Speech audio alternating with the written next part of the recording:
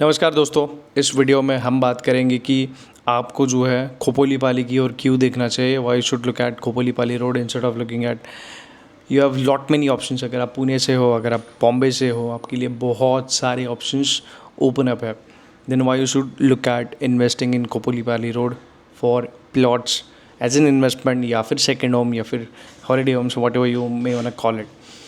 बॉम्बे से हो तो आपके लिए करजत है, आपके लिए अलीबाग है, आपके लिए विरार है, आपके लिए मुरबाड साइड भी है। बहुत सारे ऑप्शंस है आपके पास। Correct. Similarly for Pune people as well आपके पास भी काफ़ी सारे ऑप्शंस है। आपके लिए लोनावला है, आपके लिए पावना है, मुल्शी है, भोर है, काफ़ी सारे ऑप्शंस है। करेक्ट। तो आपको जो है खोपोलीपाली साइड में क्यों देखना चाहिए, why you should consider Khopoli Pali, right. So हमें ये चीज़ें देखनी पड़ेंगी कि development is equal to appreciation. Correct. जहाँ पे गवर्नमेंट जा रही है, जहाँ पे गवर्नमेंट की नज़रें है, जहाँ पे डेवलपमेंट हो रहा है, वहाँ पे डेफिनेटली अप्रिसिएशन जाता है। Correct. It's a fact.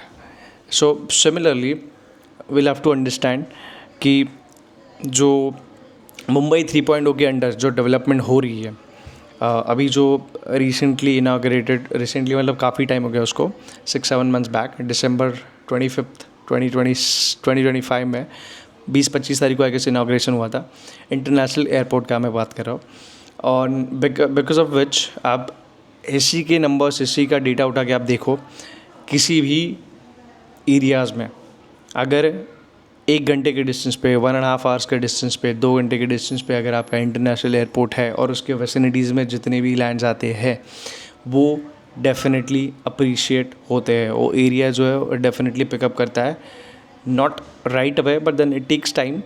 Late जैसे 5 to 10 years within the downland वो जो एरिया है वो पिकअप करता है। बिकॉज जो भी इंटरनेशनली ट्रैवल करते हैं, जो भी फॉरेन लोग आते हैं या फिर जो भी लोग रहते हैं जो ट्रैवल करते रहते हैं फ्रिक्वेंटली, उनको जो है 1 घंटे के डिस्टेंस पे या फिर नज़दीक में, इन लोगों को अगर वीकेंड गेट अवे चाहिए तो वो लोग 2 घंटे के डिस्टेंस पे जाके थोड़ा बहुत जहाँ पे ग्रीनरी है वहाँ पे जाके स्टे करना, रहना पसंद करते हैं। Correct. So connectivity, that's a first thing. Atal Setu एक Atal Setu is second reason. First है कि आपका जो इंटरनेशनल एयरपोर्ट है वो जो डेवलपमेंट के अंडर आता है। Of course second Atal Setu, Bombay से जो साउथ बॉम्बे से बिलोंग करते हैं उनको पता होगा कि आप अटल सेतु से कितना इफेक्टिवली, कितना फास्ट कन्वीनियंट वे में आप खोपोलीपाली की ओर एक्सेस करते हो या फिर करेक्ट खोपोलीपाली है। Because Bombay Pune express way आप पकड़ोगे, देन आपको खोपोली से वो एग्जिट मारने के बाद जो चालू होता है वो खोपोलीपाली रोड चालू होता है। Correct. So Bombay Pune expressway is the third option. And see let's just say कि this is your Khopoli Pali road. Correct. Bombay से आते हो तो यहाँ पे आपको बॉम्बे पुणे का एक्सप्रेस वे है। This is the Bombay Pune expressway. Correct. This is your Khopoli Pali road and इसकी एंड में यहाँ पे आपको है Bombay Goa expressway. Correct. So Khopoli Pali road को जो है बोथ वेज कनेक्टिविटी है। एक ओर से बॉम्बे पुणे एक्सप्रेस वे और दूसरी ओर से आपको जो है Bombay Goa expressway. Correct. So Atal Setu हो गया, आपका एयरपोर्ट हो गया, आपको एक्सप्रेसवेज हो गए, ये सारे जो है आपको चारों ओर से आपको कनेक्टिविटी अच्छी मिल रही है। आपने काफ़ी बार न्यूज़ में भी सुना होगा कि हमारे जो चीफ मिनिस्टर है देवेंद्र फडणवीस जी, वो तो काफ़ी वोकल है। वो न्यूज़ चैनल्स पे आके पब्लिकली आके सारी चीज़ें वो वोकली बोल देते हैं, which is a good thing. और उन्होंने काफ़ी बार भी बोला है कि we are building a third Mumbai. Raigad Pen growth centre जो हम लोग बना रहे हैं, स्मार्ट सिटीज़ हम डेवलप कर रहे हैं, तो पेन जो है वो भी रायगढ़ में आता है। सिमिलरली आपने सुना होगा दिघी पोर्ट के बारे में। दिघी पोर्ट जो है रायगढ़ में ही बिल्ड किया जा रहा है। इवन दो वो प्राइमरी पोर्ट नहीं कंसिडर होगा, वो जो है JNPT को एक सपोर्टिव रोल प्ले करेगा, बट दिघी पोर्ट भी है जो है वो यहाँ पे आ रहा है, रायगढ़ डिस्ट्रिक्ट में आ रहा है। एंड बिकॉज ऑफ विच आपको वेयर हाउसेस के लिए या फिर शिपिंग के रिगार्डिंग जो भी काम काज होते हैं उसके लिए भी ज़्यादा हेल्प होगी एंड उससे भी डेवलपमेंट ड्राइव हो सकती है। सिमिलरली अगर आप न्यूज़ पढ़ते हो तो आपको पता होगा कि विरार पनवेल का जो मल्टीमीडिया कॉरिडोर जो है वो भी डिक्लेयर्ड हो गया है एंड उसके लिए भी डेवलपमेंट स्टार्ट हो गई है। अभी मुंबई 3.0 के अंडर जो भी टेक्नोलॉजी हब बनेंगे, डेटा सेंटर्स बनेंगे, कॉर्पोरेट सेक्टर्स जो बनेंगे, उसके लिए कनेक्टिविटी अपने को चाहिए रहेगी। तो उसके लिए गवर्नमेंट ने जो ऑलरेडी सारी चीज़ें प्लान करके रखी हुई है, विद इन सिटी कनेक्टिविटी अच्छी होने के लिए या फिर आउट ऑफ द सिटी भी कनेक्टिविटी अच्छी होने के लिए गवर्नमेंट ने ऑलरेडी उसके लिए बहुत सारे स्टेप्स लिए हुए हैं। So that is also one of the reasons आपको जो है कनेक्टिविटी जो है इंटर सिटी आउटर सिटी जो है और ज़्यादा बढ़ेगी। ऑल्सो अगर आप पिछले 2-3 साल का अगर आप ट्रैक रिकॉर्ड देखोगे, अगर आप खोपोलीपाली साइड में या फिर इन जनरल रायगढ़ में अगर आप देखोगे कि फ्यूचर अप्रिसिएशन या फिर लैंड के प्राइजेस जो है ऑलमोस्ट डबल हो गए। अगर आपने कोविड के पहले या फिर कोविड के ख़त्म होने के बाद मतलब 21 में 22 में अगर आपने देखा तो उस टाइम पे काफ़ी सस्ते लैंड थे। अगर आप 20 लाख रुपए एकड़, 15 लाख रुपए एकड़, 10 लाख रुपए एकड़, इवन ये प्राइजेस में भी आपको जो है लैंड्स मिलते थे।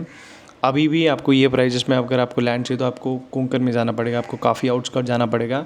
आपको ये प्राइजेस जो है 6 ईयर्स बैक यही प्राइजेस में आपको लैंड प्राइजेस मिल रहे थे, विच मीन्स आपको जो है डबल से भी ऊपर का रिटर्न जो है अगर आपने इन्वेस्ट किया रहता अगर कोविड में तो आपको अच्छे रिटर्न जो है मिलते थे। करेक्ट। सो डेवलपमेंट जो है वो ड्राइव करती है अप्रिसिएशन को, दैट्स फॉर श्योर। और यही सारी चीज़ें मुझे आपको कन्वे करनी थी। Khopoli Pali is also perfect for weekend getaways. अगर आप देखोगे तो खोपोलीपाली साइड में कोई भी ऐसा डेवलपर नहीं बचा हुआ है जिसने आके लैंड पार्सल नहीं लिया हुआ है या फिर अपना प्रोजेक्ट जो है एग्जीक्यूट नहीं किया हुआ है। Just before you start from Imagica आपको वहाँ पे अमन चारा है, कल्पतरू है, आपको वहाँ पे लोधास है। देन उसके आप आगे आते हो तो अभिनंदन लोधा ने भी काफ़ी बड़ा लैंड पार्सल लिया और वो भी डेवलपमेंट चल रहा है।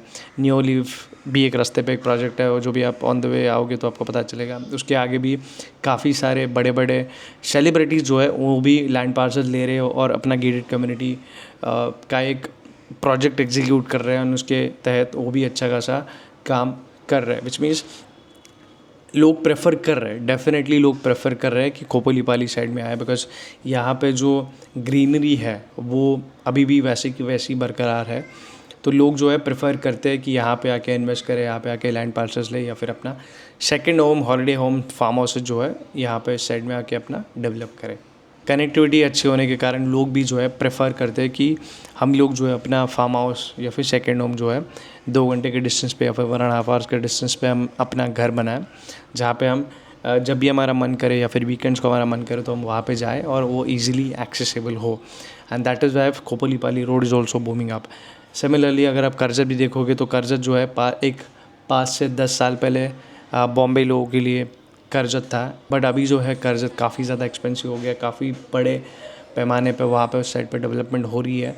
एंड खोपोलीपाली जो है इज़ येट अफोर्डेबल। अगर आप कंपेयर करोगे तो अलीबाग से या फिर करजत से या फिर पनवेल से या फिर खंडाला से बहुत ही ज़्यादा आपको अफोर्डेबल है। उस रेंज में आपको अगर जाना है, अगर आपको 80 लाख रुपीज़ एन एकड़, 60 लाख रुपीज़ एन एकड़, आपको इस रेंज में अगर आपको कुछ लैंड पार्सल चाहिए तो आपके लिए प्रेफरेबल ऑप्शन जो है वो खोपोलीपाली रहेगा for second home and holiday homes. अगर आप ऑफकोर्स कोई फैक्ट्री के लिए लैंड देख रहे हो तो आपको डेफिनेटली मेन रोड पे चाहिए रहेगा। तो मेन रोड पे जो है आपको 80 लाख रुपीज़ एन एकड़ ये प्राइजेस नहीं है। अदरवाइज़ आप लोग जो है इस वीडियो को देख के बोलोगे कि मुझे रास्ते पे मेन रोड टच प्लॉट दे दो 80 लाख रुपीज़ या 60 लाख रुपीज़ एन एकड़ में, ऐसे नहीं होता है। ये ऑन एन एवरेज प्राइस मैं आपको बता रहा हूँ। जो खोपोलीपाली रोड जो है, मैं काफ़ी लोग मुझे कॉल्स आते हैं, मैं सबको बताता रहता हूँ कि खोपोलीपाली जो है 45 to 50 किलोमीटर का पूरा स्ट्रेच है।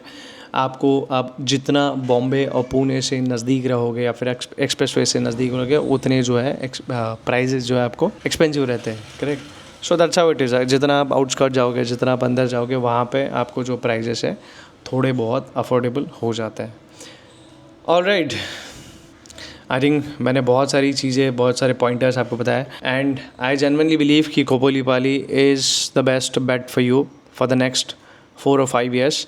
2030 के बाद हम लोगों को भी जो है इस साइड पे लैंड पार्सल्स देखने नहीं मिलेंगे। जो भी है अभी भी 50% जो इन्वेंट्रीज हमारे पास भी आ रही है that is all resale properties. 50% अभी भी लैंड पार्सल्स है जो आउटस्कर्ट है, अंदर है, और वो जो है हमें ज़्यादा रीसेल में नहीं है। मे बी फार्मर से एक इन्वेस्टर ने उठाया and that's pretty much it, या फिर फार्मर से भी मिल रहा है। बट ऑलमोस्ट जो लैंड पार्सल्स है रीसेल में है और उस लेवल का अप्रिसिएशन, उस लेवल की इन्फ्लेशन अभी तक तो आया नहीं है. सो आई बिलीव कि 2030 तक आपको अच्छा रिटर्न्स मिलेगा अगर आप अर्ली डेज में इन्वेस्ट करते हो, अगर आप अर्ली इन्वेस्टर हो, राइट टाइम पे अपॉर्चुनिटी ग्रैब करते हो तो. Alright, so these are the pointers, these are my beliefs कि आपको खोपोली वाली साइड में क्यों इन्वेस्ट करना चाहिए instead of looking at every other location. But I am gonna definitely make a video on other locations as well कि आपने करजत में क्यों इन्वेस्ट करना चाहिए, अपनी लोनावाला में क्यों इन्वेस्ट करना चाहिए. So all in all, real estate is a game of patience and land में आप इन्वेस्ट करते हो, if you have that capacity to hold, तो आपको कौन से भी लोकेशंस में अच्छे खासे रिटर्न्स मिल जाते हैं. It's just that we need to hold on to a clear title proof property जिसमें कोई लिटिगेशंस ना हो, सारी चीज़ें क्लियर हो एंड ट्रांसफरेबल भी हो ऑफ कोर्स, तब जाके आपको अप्रिसिएशन डेफिनेटली मिलता है if you have that patience and guts. Guts से याद आया कि यस, डेफिनेटली रियल एस्टेट में इन्वेस्ट करने के लिए गट्स चाहिए आपको, because it's a risky task to do. Because previous video में मैंने बताया कि ये जो मार्केट है कोई रेगुलेट नहीं करता है. जैसे स्टॉक मार्केट में सेबी रेगुलेट करता है, बैंक्स को आरबीआई रेगुलेट करता है, तो सिमिलरली इस मार्केट को कोई रेगुलेट नहीं करता है. Just faith and trust and या वही बोल सकते हैं, और क्या ही है, मतलब फेथ पे ही तो चल रहा है. It's all about the trust. So yeah that's pretty much it. जो मुझे लगता है कि आपने खोपोली पाली में क्यों इन्वेस्ट करना चाहिए, तो मैंने बताया मेरे पॉइंटर्स, मेरे बिलीव्स, आपने इन्वेस्ट क्यों करना चाहिए. Let me know what you are thinking about this. आप अगर आपको कुछ और सजेशंस है, अगर आपको कुछ डाउट्स है इस पे, do let me know in the comment box. I am happy to take that questions and make a video about it. मेरा नाम है Suraj Deshmukh. I will see you in the next one. Thank you. Bye.